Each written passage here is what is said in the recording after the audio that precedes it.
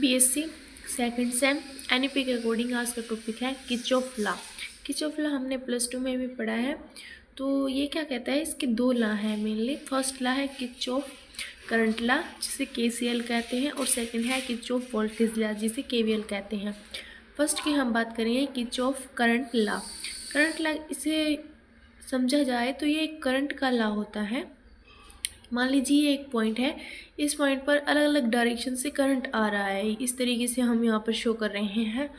जैसे ये I1 current यहाँ से एंटर हो रहा है और ये I6 की हेल्प से आउटपुट हो रहा है, यहाँ से बाहर जा रहा है। इस तरीके से यहाँ पर इसमें करंट की डायरेक्शन शोज की गई हैं। इस तरीके से ये अलग अलग करंट यहाँ पर दिखाए गए हैं, I1, I2, I3, I4, I6, I8, I5, I7, इस तरीके से। तो ये क्या कहता है, जब दो या दो से अधिक ब्रांचेज मीट होती हैं, बहुत सारी ब्रांचेज हैं, वो एक पॉइंट पर मीट होती हैं, उसको हम जंक्शन कहते हैं, और इस जंक्शन को हम नोड भी बोलते हैं। तो ये किरचॉफ लॉ कहता है कि जितना इनपुट करंट हमारे पास होगा उतना ही आउट गोइंग होगा। यानी जितना करंट इसमें आएगा, जैसे I1, I2, I3, ये यहाँ से ये I7 इसमें इनपुट हो रहा है, और इतना ही करंट यहाँ पर आउटपुट में मिलेगा I4, I5, I8, I6, इस तरीके से। तो यह यहाँ पर ये लिखा हुआ है कि इनपुट जो है वो इक्वल होगा आउटपुट के। यह है I1 plus I2 plus I3 plus I7 is equal to I4, I5, I8, I6। तो यही यहाँ पर लिखा हुआ है कि two and more than two branches are meet at a point called junction और नोड। ये तो हमने यहाँ पर सीधा लिखा हुआ है कि इनपुट जितना होगा उतना ही आउट गोइंग होगा। अगर यहाँ पर इसको हम इक्वल के साइड में ले आएँ तो ये माइनस, ये जो चीज़ें हैं ये माइनस में चली जाएंगी। यहाँ पर लिखा हुआ है I1 plus I2 plus I3 plus I7, I4, I5, I8, I6, ये यहाँ पर अपोजिट डायरेक्शन में, यानी आउटपुट बाहर की तरफ आ रही है। जैसे I6 है तो यहाँ पर माइनस लिया गया है, ये होगा इक्वल टू 0 के। और ये जो किरचॉफ लॉ है फर्स्ट का, ये किसको फॉलो करता है, ये फॉलो करता है कंजर्वेशन ऑफ इलेक्ट्रिक चार्ज को। सेकंड की बात करें Kirchhoff voltage law. Kirchhoff voltage law को हम वोल्टेज लॉ के सीधा मोटा समझ सकते हैं कि वोल्टेज का लॉ होता है।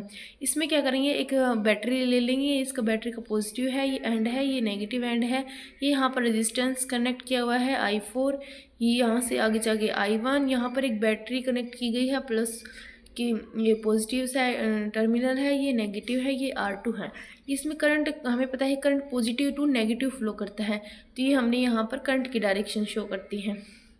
ठीक है, आगे अब इसमें हम ये जैसे ये वोल्टेज का लॉ है तो यहाँ पर समेशन ऑफ वोल्टेज जो होगा वो 0 होगा। अगर हम लूप की बात करें तो ये एक हम लूप ले लेते हैं A B C और D, A B C D A, ये एक हम लूप ले लेते हैं।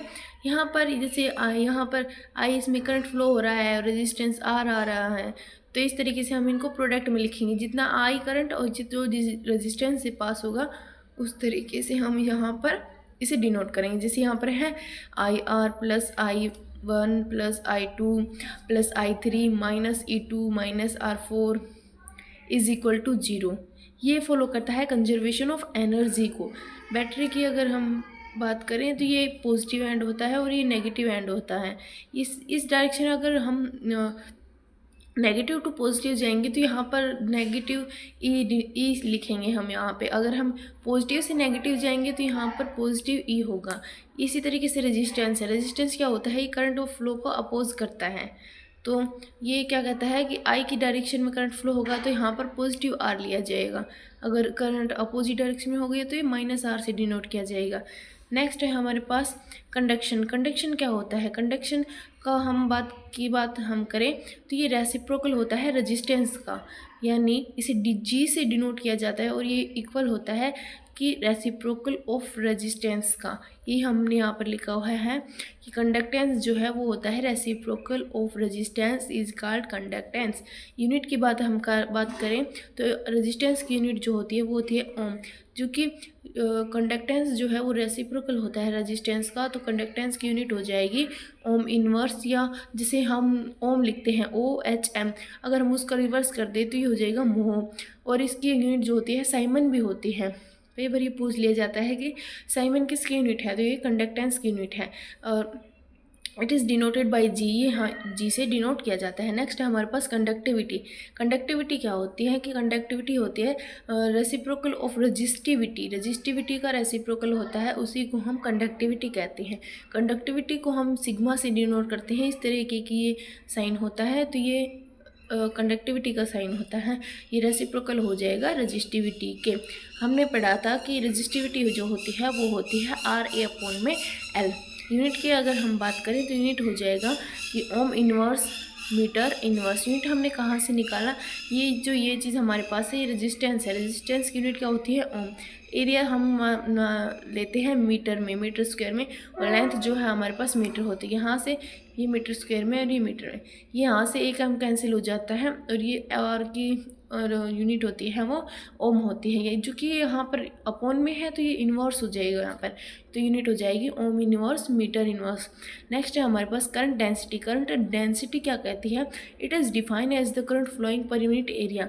ये डिफाइन करता है कि पर यूनिट एरिया में कितना करंट हमारे पास फ्लो हो रहा है, उसी को हम करंट डेंसिटी कहते हैं, जिसे हम जे से डिनोट करते हैं और ये इक्वल होता है I/A के। Thank you. वीडियो पसंद आई हो तो इसको लाइक करें, चैनल को सब्सक्राइब करें।